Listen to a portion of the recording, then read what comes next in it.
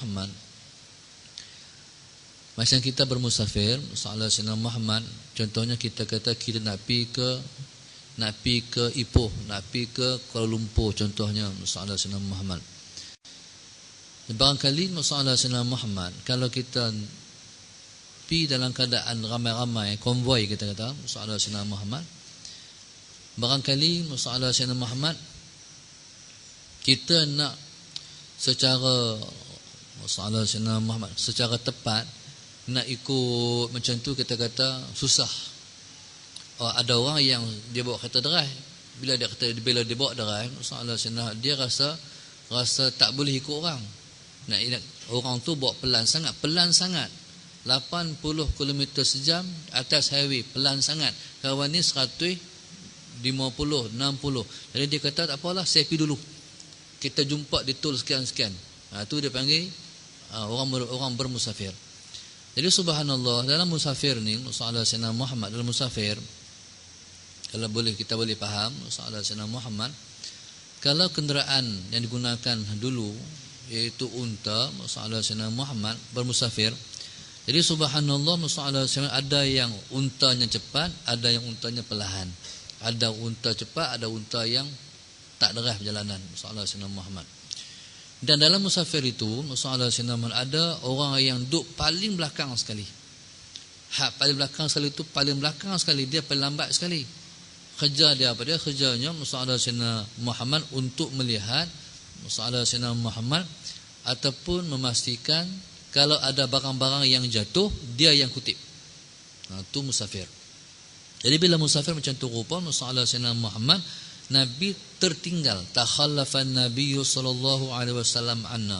Tertinggal Nabi sallallahu alaihi wasallam daripada kami fi safratin dalam satu musafir, safarnaha yang kami bermusafir. Jadi dalam perjalanan Nabi sallallahu alaihi wasallam itu, soalan Sayyidina Muhammad dengan para sahabat, Nabi kita terkebelakang, para sahabat terkehadapan. Qala fa adrakna wa qad arhaqna al-asra.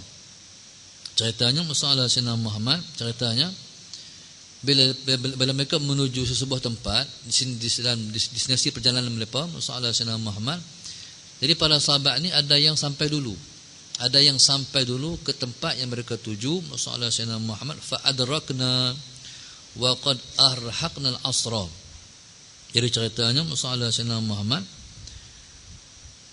Faja'alna natawadda'u wa namsahu ala arjulina. Jadi subhanallah, soalan Sayyidina Muhammad, jadi bila mana mereka bermusafir, soalan Sayyidina Muhammad, jadi para sahabat ni mereka terlebih dahulu mendapatkan waktu asar. Jadi bila mereka sampai di sebuah tempat yang mereka tuju, soalan Sayyidina Muhammad, asar sudah pun masuk. Tapi para sahabat ni subhanallah, masalah Sayyidina Muhammad, mereka tidak langsung sembahyang asar. Asar masuklah, tapi mereka tak sembahyang lagi, masalah Sayyidina Muhammad. Jadi subhanallah, masalah Sayyidina Muhammad, jadi mereka tu menunggu sampai Nabi kita sallallahu alaihi wasallam. Qala fa adrakna wa qad arhaqna al-asra, masalah Sayyidina Muhammad. Mereka mendapatkan waktu asar. Asar masuk dah, masalah Sayyidina Muhammad. Cumanya mereka itu tidak langsung bayar asar. Faja'alna natawadda'u. Bila mereka sampai dulu, masalah Sayyidina Muhammad, maka mereka itu mengambil wuduk dulu. Jadi Nabi tak main lagi, Nabi tak sampai lagi, lepas sampai dulu. Jadi lepas tu bila dah masuk waktu asar, lepas ambil sembahyang dulu, masalah Sayyidina Muhammad, Nabi masih belum sampai, Nabi duduk belakang, lepas sampai dulu. Qala wa namsahu ala arjulina. Jadi bila mereka masalah Sayyidina Muhammad berwudu dan mereka menyapu di atas kaki-kaki mereka. Menyapu di atas kaki-kaki mereka, masalah Sayyidina Muhammad. Qala fanada bi'ala sautihi. Maka Nabi sallallahu alaihi wasallam menyeru dengan a'la sautihi, mana suara Nabi yang paling deras. Tara mana tara tu? Bi'ala sauti, dengan suaranya yang paling tinggi sekali. Nabi keluar, Nabi panggil, Nabi menyeru dengan seruan bi'ala sauti, dengan suara yang paling deras sekali. Sahabat Sayyidina Muhammad. Nabi kata wailul lil aqabi minan nar. Wailun tu diartikan dengan beberapa makna. Yang pertama, wailun dimasukkan dengan jahannam, iaitu api neraka jahannam, Rasulullah SAW Muhammad. Yang kedua diartikan dengan celaka. Yang ketiga diartikan dengan kebinasaan. 3 perkara.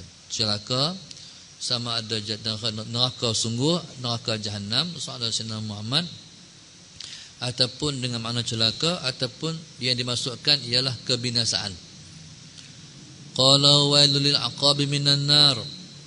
Wailul lil aqabi minan nar. Rasulullah SAW Muhammad jaga-jaga aqab ni tumit. Jaga-jaga tumit masuk neraka. Rasulullah jaga-jaga ataupun celakalah Rasulullah SAW Muhammad orang yang tumit-tumitnya dimasukkan ke dalam neraka. Jaga-jaga tumit masuk neraka, kata Rasulullah sallallahu alaihi wasallam. Maksudnya macam mana? Nabi kita sallallahu alaihi wasallam Rasulullah SAW Muhammad memberi peringatan terhadap kesempurnaan wudu. Nabi kita sallallahu alaihi wasallam memberi peringatan terhadap kesempurnaan wudu. Ibadat ni subhanallah Rasulullah SAW Muhammad, kalau semata-mata kita berwudu tapi kalau tak sempurna, tempat kita bukan syurga, tempat kita neraka, wal'adzubillah. Sama juga sembahyang. Sembahyang bukan kata-kata tak sembahyang tapi sembahyang yang Rasulullah SAW Muhammad mengundang sembahyang itu tak diterima oleh Allah Subhanahu wa taala. Tempat kita bukan syurga, tempat kita neraka.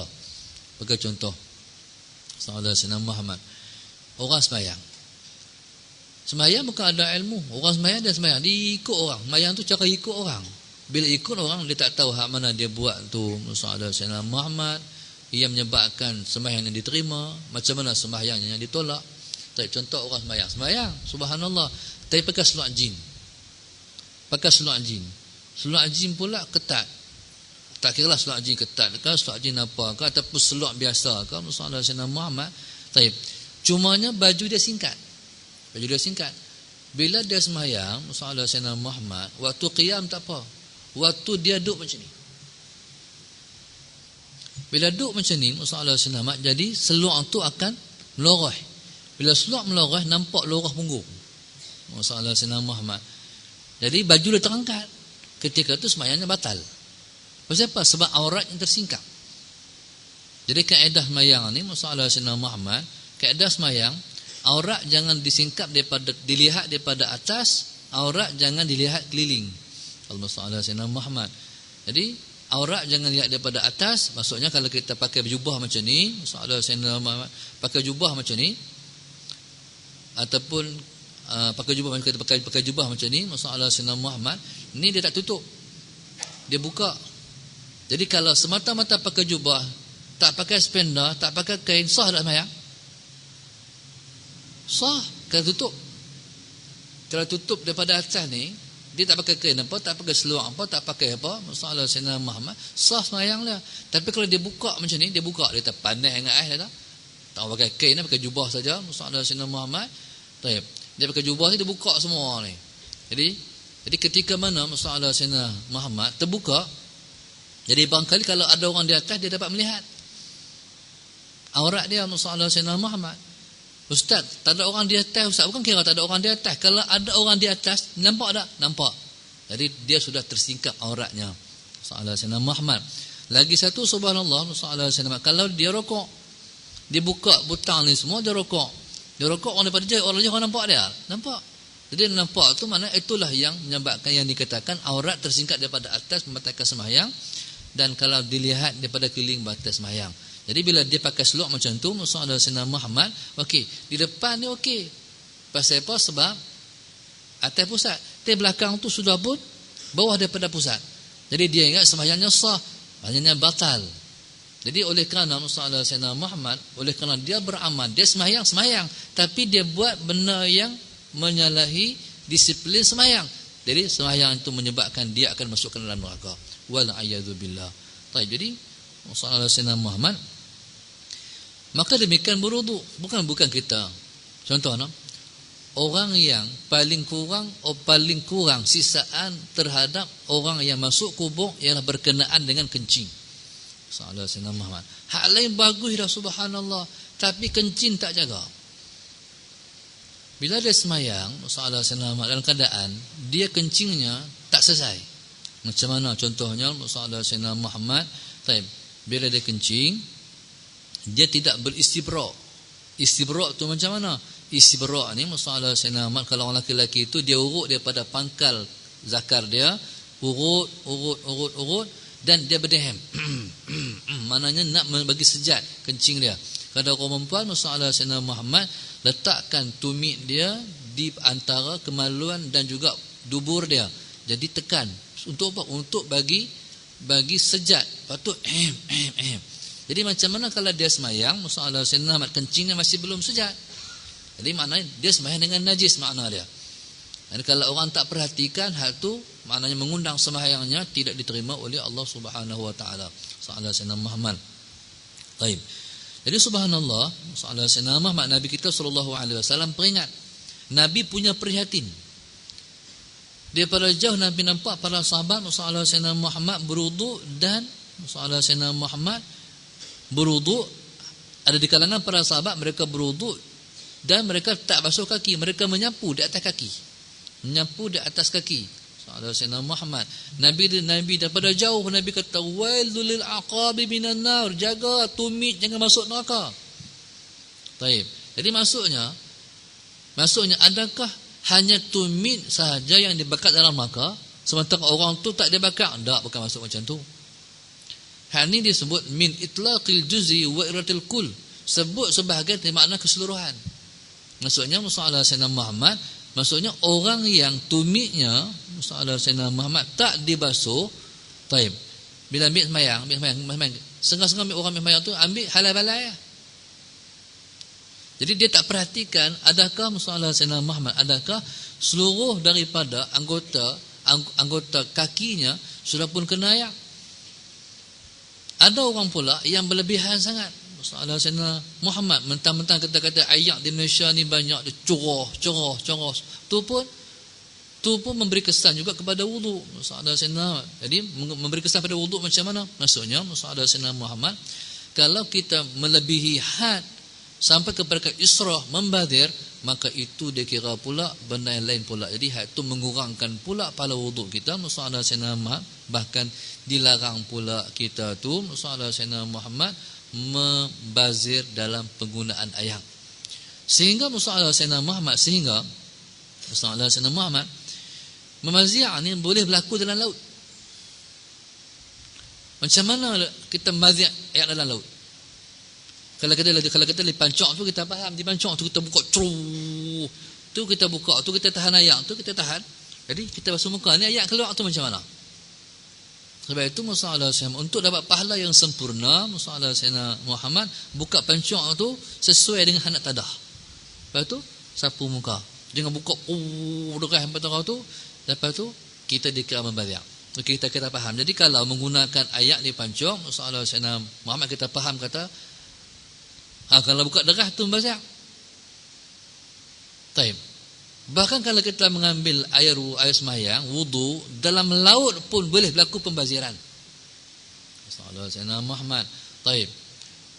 Macam mana? Taib. Ni semayang ni. Orang ni macam-macam orang. Tak tahulah, duduk tengok-tengoklah. Ambil wuduk di sungai. Ambil semayang ni. Sementara nak ambil semayang ni, ayat duduk jalan tu. Dia duduk keh yak. Dia keh apa saya tak tahu. Dia keh tu. Berapa kali keh tak tahu. Duk keh nak ambil tu. Pasal apa tu? Barangkali dia wahwai apa lu? Wahwai apa? Tu di antara contoh pembaziran. Dia ayat duk berjalan tu ambil lalu tu sungai, laut lagi banyak. Laut pun ada keh juga. Jangan keh. Ayah hang tak ambil wuduk je kan, tak ada keh apa tu? Tak tahu dia wahwai. Jadi wahwai tu maksudnya ialah kita membazir dalam penggunaan ayat. Ayat tu ada ambil lah. Duk keh apa? Tu makna dia. Jadi bila mana kita membazir masalah Sayyidina Muhammad, itu perkara yang disebut oleh syarak kita. Masalah Sayyidina Muhammad, benda itu benda yang tidak disukai oleh syarak, tak disukai oleh Allah dan Rasulullah sallallahu alaihi wasallam. Qala fanada bi'ala sautihi walul aqab minan nar. Ni ancaman Rasulullah sallallahu jaga-jaga berwuduk bagi sempurna. Jaga berwuduk bagi sempurna. Jadi bila wuduk tak sempurna, Rasulullah sallallahu Muhammad ataupun berwuduk tak menepati seperti yang dikehendaki oleh syarak, maka menyebabkan sembahyang juga tidak diterima oleh syarak. Jadi orang yang sembahyang itu seperti orang yang tidak sembahyang. Jadi kalau keadaan macam tu rupa, maka sesuailah orang tu disebut dalam ancaman Nabi, walil aqab minan nar, orang tu akan dimasukkan ke dalam neraka, wal a'yadu billah. Qala babul madmadati fil wudu'i. Qala Ibnu Abbas wa Abdullah ibn Zaid radhiyallahu ta'ala anhum an Nabi sallallahu alaihi wasallam wa bihi ilahi qala hadatsana Abu Yaman qala akhbarana Shu'aib an Az-Zuhri qala akhbarani Atha ibn Zaid qala akhbarani Atha ibn Yazid an Humran maula Uthman bin Affan annahu ra'a Uthman da'a bi wudu'in fa afragha ala yadayhi min ina'ihi faghasalahuma thalatha marrat. Humran iaitu maula kepada Uthman bin Affan radhiyallahu taala anhu telah melihat perbuatan Uthman radhiyallahu taala anhu. Baik. Jadi para sahabat ni masalah Sayyidina Muhammad mereka tidak sama. Yang paling utama masalah Sayyidina Muhammad Abu Bakar As-Siddiq radhiyallahu taala anhu. Kemudian turun pada Sayyidina Umar Al-Khattab radhiyallahu taala anhu. Turun pada Sayyidina Utsman radhiyallahu taala anhu, turun pada Sayyidina Ali radhiyallahu taala anhu, begitu. Jadi bahkan mereka sendiri tu masalah Sayyidina Muhammad merasa kelebihan seseorang dibandingkan seseorang. Nabi kita sallallahu alaihi wasallam sewaktu dibuat anak tangga masalah Sayyidina Muhammad untuk mimbar Rasulullah berkhutbah, Nabi berdiri di atas sekali, di tangga yang paling atas sekali masalah Sayyidina Muhammad. Bila mai Abu Bakar As-Siddiq radhiyallahu taala anhu, ketika Nabi dah wafat, Abu Bakar menjadi khalifah masalah Sayyidina Muhammad, Abu Bakar tak berdiri di tempat Nabi berdiri. Dia berdiri di tangga yang bawah sikit daripada tu. Jadi kata Abu Bakar, siapalah aku nak berdiri di tempat Rasulullah? Siapalah aku nak berdiri di tempat Rasulullah? Bila mai zaman Sayyidina Umar, Abu Bakar telah pun wafat masalah Sayyidina Muhammad, Abu Bakar berdiri tangga bawah lagi. Kata Umar, siapalah aku nak berdiri di tempat Abu Bakar? Begitu. Jadi subhanallah masalah Sayyidina Muhammad. Kemudian bila wafat Rasulullah, mana wafatlah orang yang paling alim sekali, ganti Abu Bakar. Abu Bakar ni orang yang paling alim lepas Nabi sallallahu alaihi wasallam. Masalah Sayyidina Muhammad. Bila meninggal Abu Bakar, wafat Abu Bakar, tinggal Umar. Umar yang paling alim zaman tu, subhanallah masalah Sayyidina Muhammad. Bila meninggal Umar, ganti dengan Sayyidina Utsman radhiyallahu taala anhu. Taib. Jadi Sayyidina Utsman, masalah Sayyidina Muhammad, singalah zaman Sayyidina Ali karramallahu wajhah. Jadi mereka tu masalah Sayyidina Muhammad, jadi Nabi letak sebagai Nabi meletak mereka itu sebagai khulafaur rasyidin, masalah Sayyidina Muhammad, iaitu masalah Sayyidina Muhammad keutamaannya pada ilmu. Keutamaannya kepada ilmu. Kita kalau kita nak mengangkat pemimpin, angkat pemimpin yang paling alim sekali. Tapi hari ini masalah Sayyidina Muhammad, oleh kerana zaman dah rosak sangat dah masalah Sayyidina Muhammad, orang tak angkat pemimpin ikut ilmu. Orang mengangkat pemimpin ikut glamour, ikut popular. Masalah Sayyidina Muhammad, kaedah Islamnya siapa yang paling alim dia jadi pemimpin. Sebab masalah Sayyidina Muhammad, alim ni dia ilmu ni ukur kepada ilmu akhirat, dia tak ukur pada ilmu dunia. Masalah Sayyidina Muhammad, kalau dia tu pakar dalam masalah doktor, tak boleh panggil ulama. Dia mahir pakar dalam masalah yang berkait dengan persekitaran, alam sekitar, tak boleh kata ulama. Ulama ni nisbah kata orang yang ada yang ada ilmu dalam ilmu keakhiratan, baru dia panggil ulama. Masalah Sayyidina Muhammad. Baik, masalah Sayyidina Muhammad. Jadi orang itulah yang angkat di pemimpin. Itu kita yang pakar dalam bahagian kedoktoran, engineering dan sebagainya. Kita tu kena jadi apa? Kita kena jadi penolong pada ulama. Kita kena penolong pada ulama. Masalah. Bukan kita yang memimpin ulama. Tak betul. Ulama memimpin kita, kita jadi pembantu pada dia. Masalah Sayyidina Muhammad. Kalau kita nak memimpin, Kita tu doktor, kita tu ialah engineer, kita tu apa, masalah Sayyidina Muhammad. Kalau nak jadi ulama, kena ngaji ilmu yang berkait dengan ilmu nak jadi ulama. Lepas tu hang doktor, kalipun hang tu doktor, masalah Sayyidina Muhammad, orang panggil doktor, tapi ilmunya ilmu yang seperti ulama, layak menjadi pemimpin.